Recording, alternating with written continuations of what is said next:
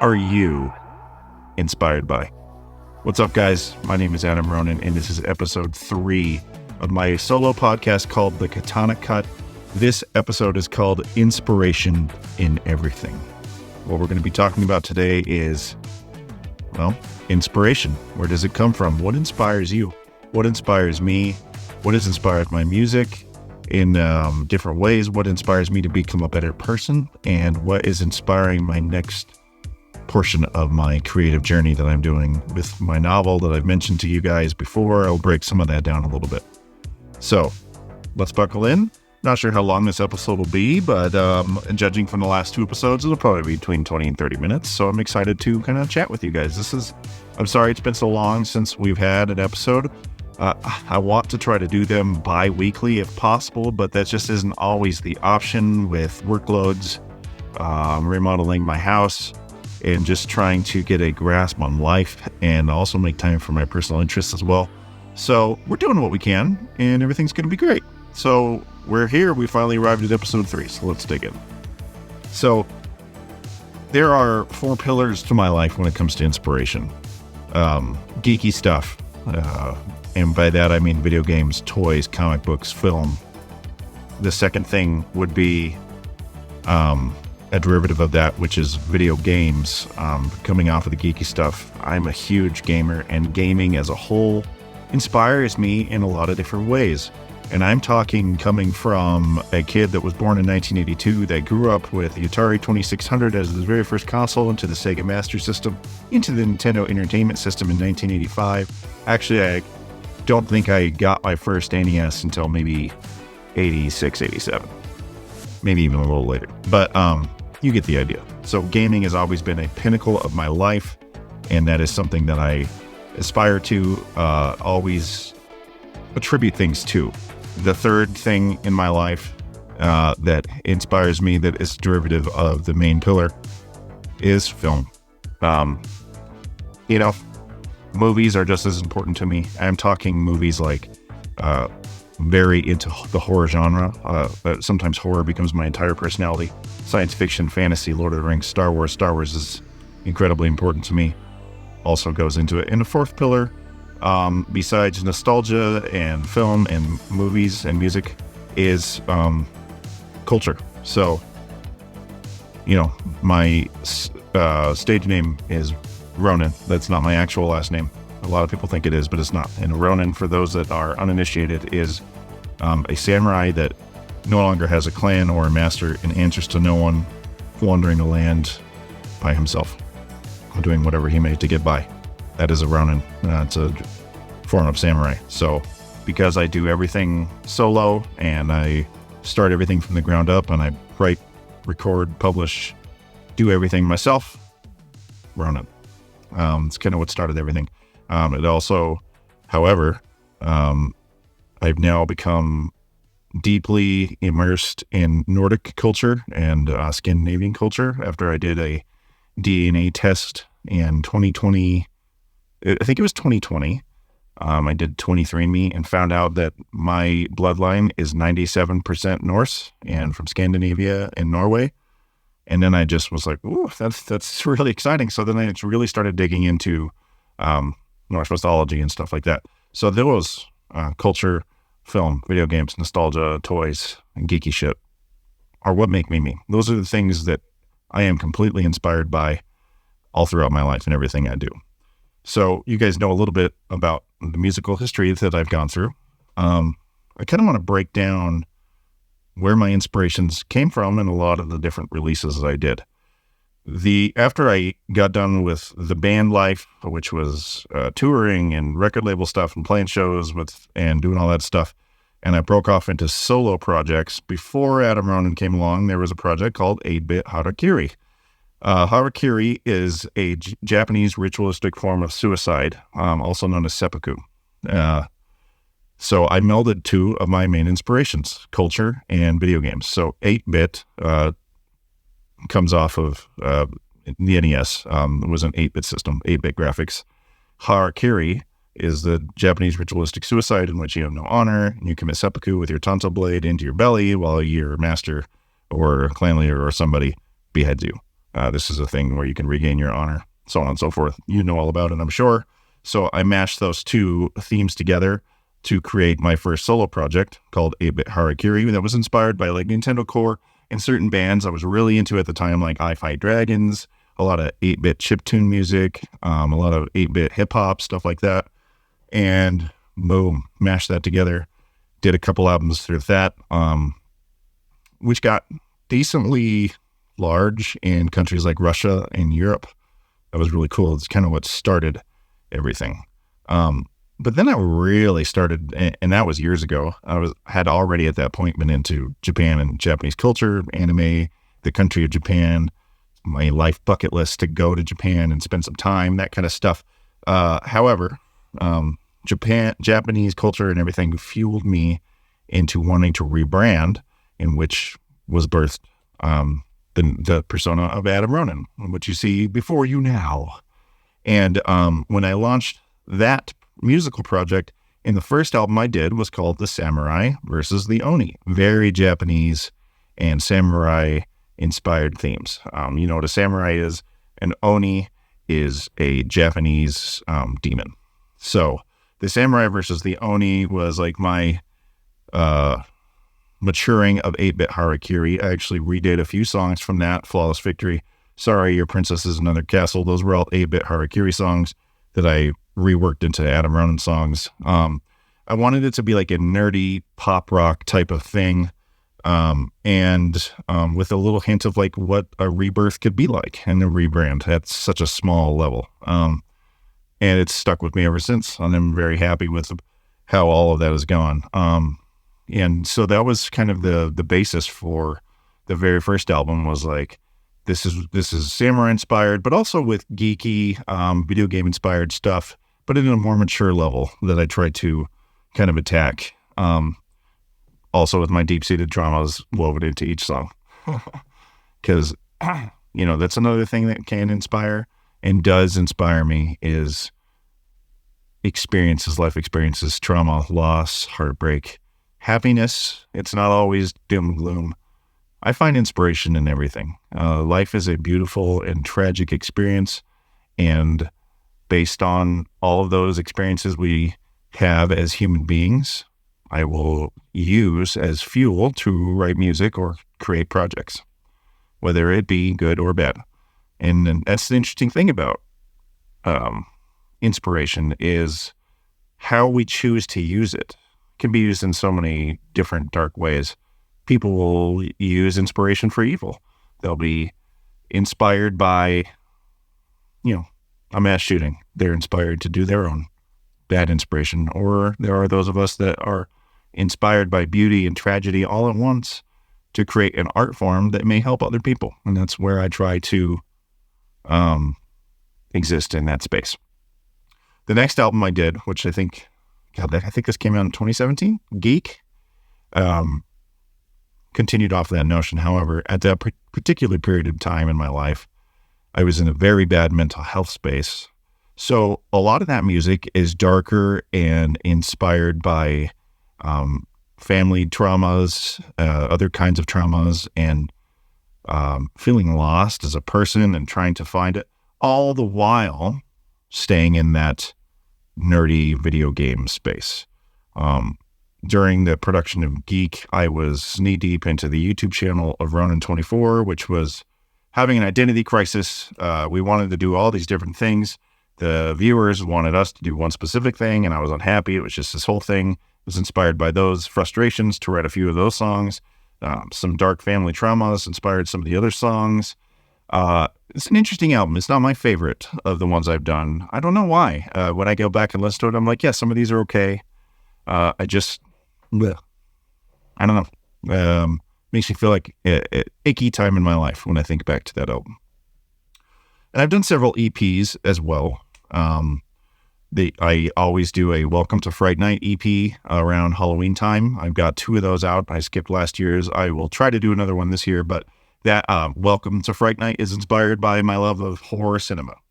The phrase alone from the title of those EPs, Welcome to Fright Night, comes from the film Fright Night from 1985. Chris Sarandon is Jerry Dandridge. It's my favorite horror film of all time, and we'll actually circle back around to that here in a little bit for some other stuff. So those EPs are inspired by my immense love of horror and Halloween time and autumn and fall and the trick-or-treating, all of the amazing things. So those were what inspired those EPs. I have another EP called Quarter Up, which Eli the Sama from Patreon and our Discord, he requested that I cover what inspired that. And I think the answer to that is very obvious. My favorite video game franchise of all time is Mortal Kombat. Hands down. So Quarter Up was a 3-song celebration of my love of Mortal Kombat, going back and just reliving the arcade days of the 90s when I would go to an arcade and I would quarter up. I'd put my quarter on the machine to signify I was next to body some motherfuckers in Mortal Kombat 1, 2, and 3, and 4 as we got into the later years of the arcades. And that's what inspired it. I do love the FGC. I love video game competitions. I've been to EVO several times. I've made a lot of friends at EVO. I'm not particularly good at modern fighting games. I just don't have the time to dedicate to it. But the passion is still there, and that is purely why I did that. And I would actually love to circle back around and do some more fighting game inspired, releases, because that was really fun to make. We have the Flawless Victory 2 on there, a song called Fatality, and they're all Mortal Kombat themed and inspired, and they're really fun to do, and I really like it. In fact, one of the songs, Fatality, was used by Mortal Kombat Online for a trailer for their Fight Club thing, and it's good. It's just cool to be immersed in the community with my art. I had in 2020 I released an album called Neon Phoenix. That was heavily inspired by my love of the 80s and just the sounds of the 80s. I tried to incorporate like an 80s pop motif around all of the songs, along with a little bit more hip hop and stuff like that. And actually Neon Phoenix, I think, is probably my favorite album that I've done, just because I think it stands out as a little different from everything else that I've done in terms of just like some of the sounds that you hear, the 80s inspirations and stuff like that. I don't know. I love that album a lot. And I hope to circle back to some of those types of sounds as well.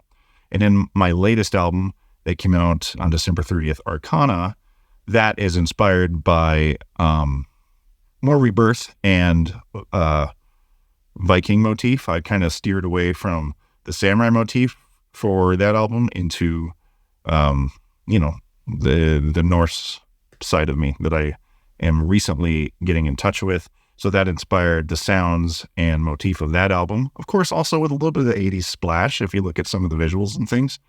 And I don't think that I have appreciated the work I put in that album quite enough. But it's there for you to listen to. If you haven't heard it yet, I would appreciate it if you checked it out. That would be great. Going forward, I'm not sure what's going to inspire the next musical releases. I haven't written a piece of music since before my mom died. And I think there's I've just been kind of dragging my feet. This place that I'm recording this is in my office, in my house, in the basement. And I'm slowly piecing it together, getting everything done and unpacked. I've got starting to get toys and stuff up on the shelves back here behind me. And I've got my monitors that you can't see, or if you're listening to the podcast, you still can't see them. But, I'm getting ready to make more music. But I think part of me was afraid of that because I know what's going to inspire the next set of songs. And that is the biggest trauma of my life, which is the loss of my parents. There is a lot that is itching to come out. And honestly, part of me is kind of afraid of what those songs may end up like. I've got some ideas in my head, but I think it's time to face those fears and face those traumas and create something beautiful out of them, and perhaps cathartic, and maybe something that can help others that have experienced or are experiencing or will experience similar types of traumas. There will always be music, and I'm excited to see where my inspirations take me when it comes to those things. But that's not my path right now. So I will always make music, and music is going to be there. I will continue to make music, but right now my sole focus is on the novel that I have written. So let me take you back a little bit of history. So in 2010, I was still playing in bands. I was still touring. I was still doing all this stuff. I was recently back from New York, doing a showcase for Epic Records and just a whole nightmare scenario. I'll tell that story another time, but boy, that really soured me on the music industry.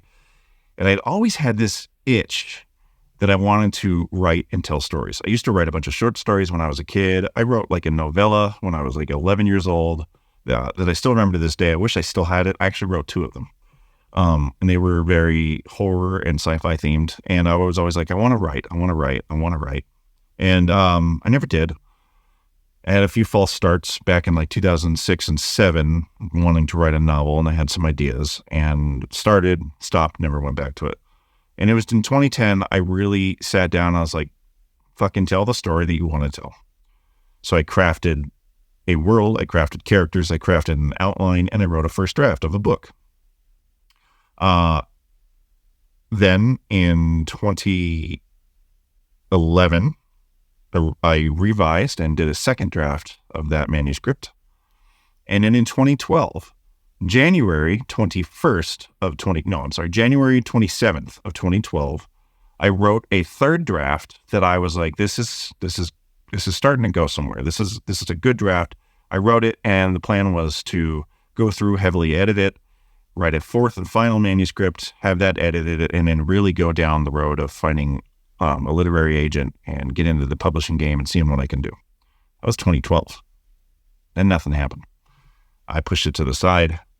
Big fat 450-page manuscript of a story that I had poured myself over for 3 years at that point, almost. And I did nothing with it. I got into other projects. I started 8-Bit Harakiri, and I started doing solo music. Then I started the YouTube channels, and the book idea just fell by the wayside.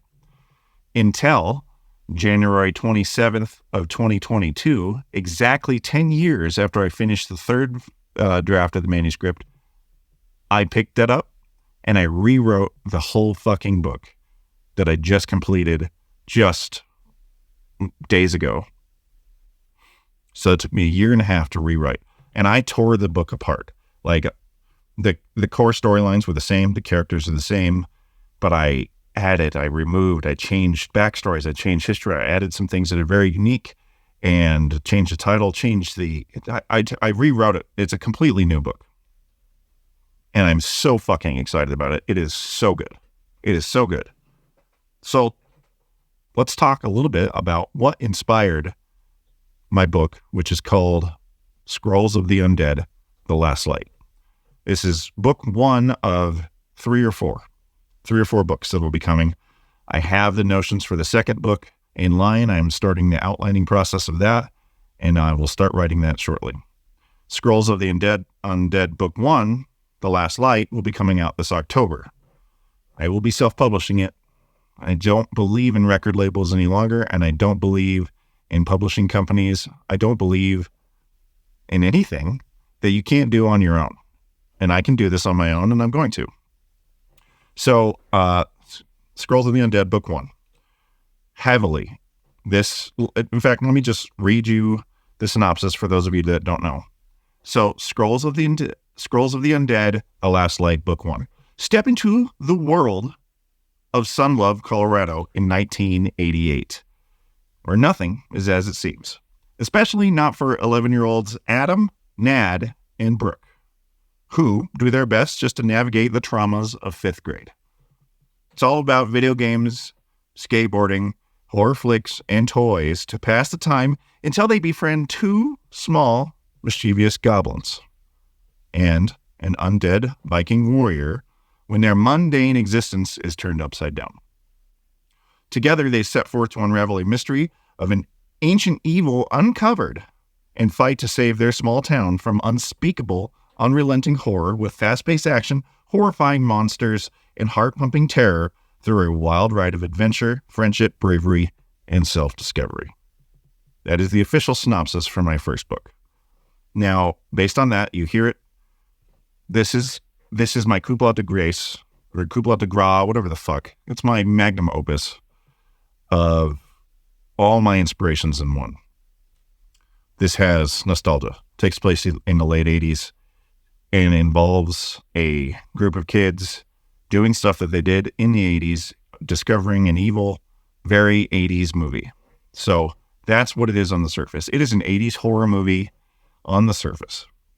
Think Monster Squad meets The Goonies, meets The Lost Boys, meets Batman, all different kinds of, all the things I love mashed into one, inspired by the 80s, inspired by neon and the 80s music and toys and cartoons, inspired by 80s horror movies, very, very, very, very much so, inspired by comic books, inspired by superheroes, inspired by Norse mythology, inspired by real life memories and experiences that I've gone through that I've all cultivated into the best thing I have ever done. And I am so excited to share it with you.